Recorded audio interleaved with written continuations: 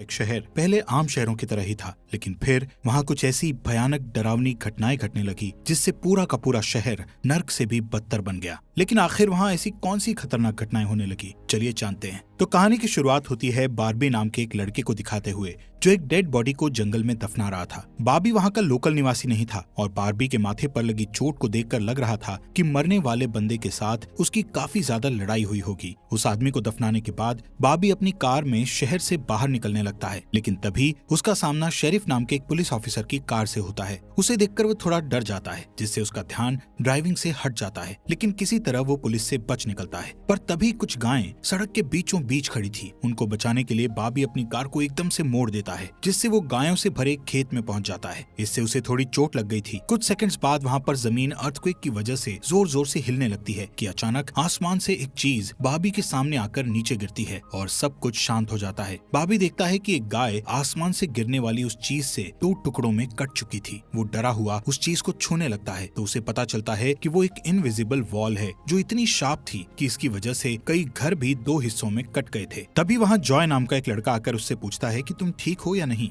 वो भी उस इनविजिबल दीवार को देखकर शॉक्ड रह जाता है। दूसरी तरफ शेरिफ और लिंडा को खबर मिलती है कि उस पूरे टाउन की पावर सप्लाई कट गई है, फोन लाइंस बंद हो गई हैं और इंटरनेट भी काम नहीं कर रहा है। यहाँ तक कि सारे सैटेलाइट कनेक्शंस भी काम करना बंद कर गए थे। तभी शहर के ऊपर से उड़ रहा एक प्लेन उस इनविजिबल वॉल से टकराकर क्रैश हो जाता है, जिसे देखकर लोग और भी ज्यादा घबरा गए थे। और ये बात कंफर्म हो जाती है कि ये सिर्फ एक इनविजिबल दीवार नहीं, बल्कि एक राउंड शेप डोम यानी गुम्बद है, जिसने आधे शहर को कवर कर लिया है। वहीं दूसरी साइड हम एक रेडियो स्टेशन पर फिल और उसकी असिस्टेंट डोडी को देखते हैं, जो सिग्नल लाने की कोशिश कर रहे थे। वो दोनों थोड़ा कंफ्यूज थे कि अचानक सिग्नल क्यों चला गया। यहाँ पर फिल को लगता है कि ये अच्छा मौका है उनकी रेडियो रेटिंग्स को हाई करने का, इसलिए वो दोनों सिग्नल को ठीक करने में लग जाते हैं। वहीं एक फायर ट्रक डोम की दूसरी तरफ से आ रहा था, जिसे देख बार्बी ट्रक वाले को इस इनविजिबल वॉल की तरफ इशारा करता हुआ उसे रुकवाकर क्रैश होने से बचा लेता है। थोड़ी देर बाद वहाँ इन्वेस्टिगेशन करने के लिए कुछ पुलिस वाले आते हैं, पर इस इनविजिबल डोम को समझना उनके बस की बात नहीं थी। उसी समय वहाँ पर एक शहर का काउंसिलमैन, जिसका नाम बिग जिम था, वो भी पहुँच जाता है, लेकिन उसे भी इस डोम के बारे में कुछ भी समझ नहीं आता। यहाँ पर पुलिस को इन्फॉर्मेशन मिलती है कि उस शहर की तरफ आने वाले सभी रास्तों को बंद कर दिया गया है, क्योंकि उस डोम की वजह से बहुत सारे एक्सीडेंट हो रहे हैं। इसके थोड़ी दूर घर पर जूनियर नाम का लड़का एंजी नाम की लड़की के साथ इंटीमेट हो रहा था। एंजी पेशे से नर्स थी और जो की बड़ी बहन भी थी। इंटीमेट होने के बाद जूनियर एंजी से कहता है कि मैं तुमसे बहुत प्यार करता हूँ, लेकिन एंजी उसे कहती है कि वो उसके लिए ऐसा कुछ फील नहीं करती। इससे जूनियर का दिल टूट जाता है और उन दोनों में बहस होने लगती है। यहाँ पर उनकी बहस इतनी बढ़ जाती है कि एंजी उसे थप्पड़ मारकर वहाँ से चली जाती है। इसके बाद हम 3 लोगों की फैमिली को देखते हैं, जिसमें मदर कैरोलीन, एलिस और उन दोनों की बेटी नोरी उसी टाउन की तरफ जा रही थी। उन्हें इस बात की खबर नहीं थी कि डोम ने उस टाउन को कवर किया हुआ है। दूसरी तरफ हम जूलिया नाम की एक इन्वेस्टिगेटिव रिपोर्टर को देखते हैं, जिसका चेस्टर्स मिल शहर में बहुत नाम था। एक दिन एक औरत उसे एक सीक्रेट खबर देने के लिए कॉल करती है। वो औरत उसे बताती है कि उसने उस वीक चेस्टर्स मिल में प्रोपेन से भरे 6 ट्रक को जाते हुए देखा है और उसके हिसाब से इतनी बड़ी क्वांटिटी में प्रोपेन जैसे फ्यूल का शहर में आना किसी खतरनाक प्लान का हिस्सा हो सकता है। जूलिया उस औरत को इस बारे में इन्वेस्टिगेशन करने का वादा करती है, पर वो अपने काम में ज्यादा बिजी होने के कारण उस पर ध्यान नहीं दे पाती। वहीं बिग जिम रेडियो स्टेशन जाकर इमरजेंसी की अनाउंसमेंट करता है। कैरोलीन, जो एलिस और नॉरी के साथ शहर में आ रही थी, ये अनाउंसमेंट सुन लेती है, पर उन्हें लगता है कि ये किसी तरह का एडवर्टीजमेंट है, इसलिए वो इस अनाउंसमेंट पर ध्यान नहीं देती और उनकी कार डोम से टकराते टकराते बचती है, क्योंकि उससे पहले दूसरी तरफ से आ रहा एक ट्रक डोम से टकराकर क्रैश हो जाता है, जिसे देखकर वो तुरंत अपनी कार की ब्रेक लगा देती है। इतने बड़े इंसिडेंट को देखकर नॉरी के दौरे पड़ने लगते हैं, जिससे वो बेहोश हो जाती है, लेकिन बेहोश होने से पहले वो किसी पिंक स्टार के बारे में कहती है। अब यहाँ से नोरी को जल्दी से हॉस्पिटल में ले जाया जाता है, जो कि टाउन में होने वाली घटनाओं से घायल हुए लोगों से भरा पड़ा था। वहीं जूलिया और बार्बी घायल हुए लोगों को हॉस्पिटल ला रहे थे। इसी हॉस्पिटल में जूलिया का हस्बैंड भी डॉक्टर था। वो उससे मिलने जाती है, लेकिन उस वक्त उसका हस्बैंड हॉस्पिटल में नहीं था। हॉस्पिटल में जूलिया को पता चलता है कि उसका हस्बैंड संडे को कभी काम नहीं करता था, पर वो जूलिया को हमेशा झूठ बोलता आ रहा था। हॉस्पिटल के बाहर हम बार्बी और एंजी को मिलते हुए देखते हैं। दोनों को साथ देखकर जूनियर के अंदर एक अलग सी जलन पैदा होती है। वहीं अब टाउन के बॉर्डर्स को सैनिकों द्वारा सील कर दिया जाता है। बहुत सारे साइंटिस्ट और एक्सपर्ट्स को भी इस अजीबोगरीब मुसीबत का असल कारण नहीं पता चलता। पर कुछ घंटों बाद बिग जिम प्रोपेन के बारे में बात करने के लिए शेरिफ से मिलता है। यहाँ पर उनकी बातों से हमें पता चलता है कि उनको इस डोम के बारे में पहले से थोड़ा बहुत पता था, पर वो इस पर खुलकर बात नहीं कर रहे थे। वहीं बॉबी को उस टाउन में एक दिन के लिए रुकना था, पर उसके पास ठहरने के लिए कोई जगह नहीं थी, इसलिए वो अपनी कार में ही रात बिताने का फैसला करता है। तभी जूनियर उसके पास आता है और उसे एंजी से दूर रहने को कहता है। धीरे धीरे उसकी बात धमकी में बदल जाती है। बॉबी हैरान होता है कि आखिर उसकी गलती क्या है। इसी बीच वहाँ जूलिया आ जाती है, जिससे वो झगड़ना बंद कर देते हैं। यहाँ से सीन शिफ्ट होता है और हम देखते हैं कि टाउन के ऐसे हालात से लापरवाह होकर एक जगह कुछ टीनेजर्स पार्टी कर रहे थे। इनमें जॉय भी था। जॉय एक लड़के से वहाँ के हालात पर बात करने लगता है, लेकिन अचानक जॉय को दौरा पड़ने लगता है और वो पिंक स्टार के बारे में बोलने लगता है, जैसे कि पहले नॉरी ने बोला था। वहीं जॉय की बहन एंजी घर पर अकेली होती है। तभी अचानक उसके घर में जूनियर घुसकर उसको किडनैप करके अपने फादर के टूटे फूटे शेल्टर में ले जाता है। यहाँ पर वो उसे बताता है कि मुझे पता है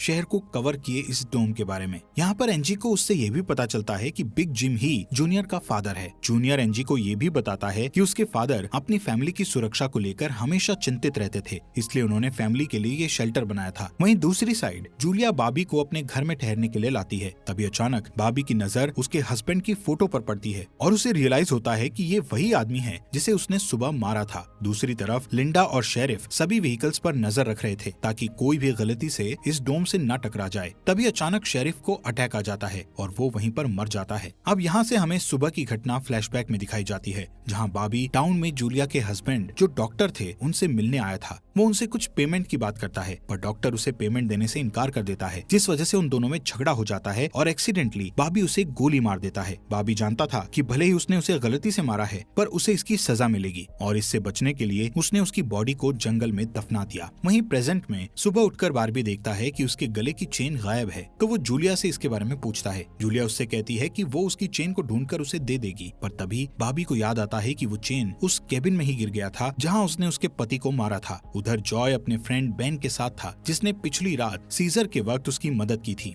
बेन जॉय से पिंक स्टार के बारे में पूछता है, जो उसने रात को दौरा पड़ते वक्त कहा था, लेकिन जॉय को उसके बारे में कुछ भी याद नहीं आ रहा था। वहीं रेडियो स्टेशन में डोडी एक स्पेशल डिवाइस की मदद से डोम के बाहर वाले लोगों से कांटेक्ट करने में सक्सेसफुल हो जाती है। वो सोल्जर्स को आपस में बात करते हुए सुन सकती थी, पर वो उनसे कुछ नहीं कहती। वहाँ सोल्जर्स भी कंफ्यूज थे कि आखिर ये इनविजिबल वॉल क्या है। दूसरी तरफ बिग जिम रेस्टोरेंट में बैठा ब्रेकफास्ट कर रहा होता है कि लिंडा वहाँ आकर उसे शेरिफ के मरने की खबर सुनाती है, जिससे वो लोग तुरंत बंकर में डेड बॉडीज को दफनाने वाले के पास जाते हैं, जिसका नाम लेस्टर था। उधर एंजी शेल्टर में किसी को मदद के लिए बुलाने की पूरी कोशिश करती है, पर वो कामयाब नहीं होती। तभी जॉय वहाँ आता है और उसे चेन के जरिए बेड से बांध देता है। वहीं बिग जिम लेस्टर को अपने साथ लेकर आता है, जो कि शेरिफ का ही दोस्त था। शेरिफ की मौत से वो बहुत दुखी और परेशान हो जाता है। जब लिंडा उनके आसपास नहीं होती, तब वो और बिग जिम पिछले महीने होने वाले प्रोपेन के इंपोर्ट के बारे में बात करते हैं कि प्रोपेन के इंपोर्ट में उन तीनों का ही हाथ था और उन्होंने टाउन वालों से ये बात छुपाई थी। शेरिफ की मौत से ये कंफर्म हो गया था कि वो उनकी इन्वॉल्वमेंट के बारे में किसी को कुछ नहीं बता पाएगा, जो कि उनके लिए अच्छी खबर भी थी। उसी दिन बाद में लिंडा पुलिस स्टेशन आती है तो देखती है कि बिग जिम शेरिफ के ऑफिस में कुछ ढूंढ रहा है। लिंडा के पूछने पर जिम उसे कहता है कि वो वहाँ शेरिफ की वसीयत के पेपर्स ढूंढ रहा है, लेकिन असल में वो वहाँ प्रोपेन के इंपोर्ट से जुड़े पेपर्स को ढूंढने आया था, जो उसे और लेस्टर को परेशानी में डाल सकते थे। वो तुरंत बाहर आकर शेरिफ को बताता है कि मुझे लगता है वो पेपर शेरिफ के घर में होंगे, जिन्हें लाने के लिए वो लेस्टर को तुरंत उसके घर भेजता है। इसी बीच जूलिया जल्दी से रेडियो स्टेशन पर डोडी के पास जाती है, जहाँ वो देखती है कि वो लोग डिवाइस के जरिए डोम के बाहर खड़े सैनिकों की बातचीत सुन सकते हैं। उनकी बात सुनने पर जूलिया को पता चलता है कि वो लोग जमीन खोदकर डोम को बाहर निकालने की कोशिश कर रहे हैं, पर वो इस काम में कामयाब नहीं हो पा रहे हैं। इसके बाद जूलिया रेडियो के जरिए पूरे टाउन में डोम वाली खबर को फैला देती है, जिससे लोगों में डर पैदा हो जाता है और लोग घबरा जाते हैं। वहीं जॉय और बेन बॉर्डर के पास साइंटिस्ट को अपना काम करते हुए देखते हैं। साइंटिस्ट ये देखते हैं कि डोम के ऊपर पानी का क्या असर होता है, पर उन्हें ज्यादा कुछ समझ नहीं आ रहा था, जिससे वो किसी नतीजे पर नहीं पहुंच पाते। वहीं जॉय देखता है कि ये डोम एक छलनी की तरह है। वो बेन से बताता है कि इस डोम में से बिल्कुल मामूली सा पानी आर पार जा सकता है। दूसरी ओर बार्बी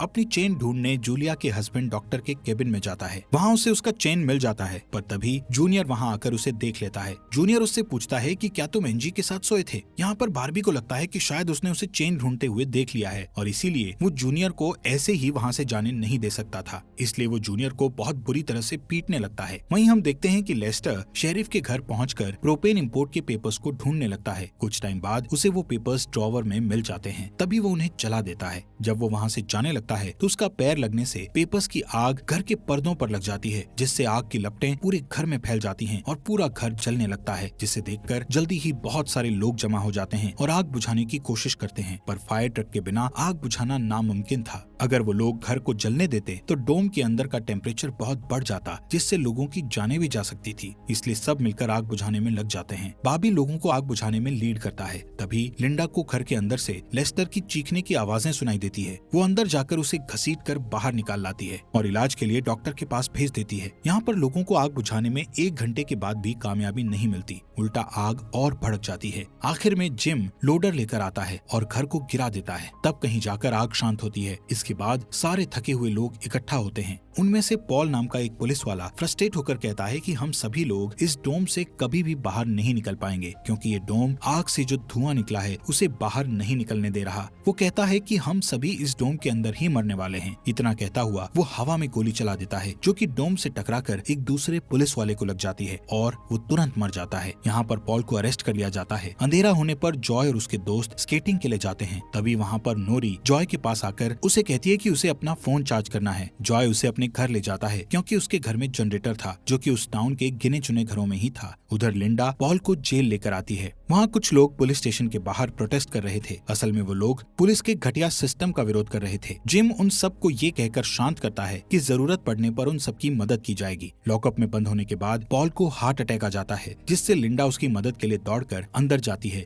लेकिन तभी उसे पता चलता है कि पॉल सिर्फ अटैक आने की एक्टिंग कर रहा था। इसी मौके का फायदा उठाकर पॉल उसे धकेलकर उसे लॉकअप में बंद करके वहाँ से भाग जाता है। इधर बंकर में जूनियर फिर से एनजी के पास जाता है। एनजी समझ चुकी थी कि अगर उसे यहाँ से निकलना है तो उसे जूनियर को झूठे जाल में फंसाना पड़ेगा, इसीलिए वो उससे अपने बचपन की यादें साझा करती है, जब वो दोनों एक बंद टनल में जाया करते थे, और कहती है कि हो सकता है डोम का टनल पर कोई असर नहीं हुआ हो तो वो लोग बाहर जा सकते हैं। यहाँ पर एनजी सोचती है कि अब वो उसके प्यार के जाल में फंस गया है तो शायद वो उसे छोड़ दे, लेकिन ऐसा कुछ नहीं होता। जूनियर अकेले ही उस टनल में जाने का प्लान बनाता है। वहीं जिम जब पुलिस स्टेशन में आता है तो पॉल की जगह लिंडा को लॉकअप में बंद देखता है। वो तुरंत उसे लॉकअप से बाहर निकालता है। उन्हें पता चलता है कि पॉल अपने साथ एक राइफल और कुछ गोलियां लेकर गया है। लिंडा तुरंत उसकी तलाश में जंगल की ओर निकल जाती है, क्योंकि उसे पता था कि पॉल अक्सर शिकार करने जंगल की तरफ जाया करता था। वहीं जिम पॉल को पकड़ने के लिए एक टीम तैयार करता है। उधर रेस्टोरेंट में बैठी कैरोलीन को नॉरी की फिक्र हो रही थी, क्योंकि वो पिछली रात अपनी दोनों मदर्स को बिना बताए जॉय के घर रुक गई थी। वहीं जिम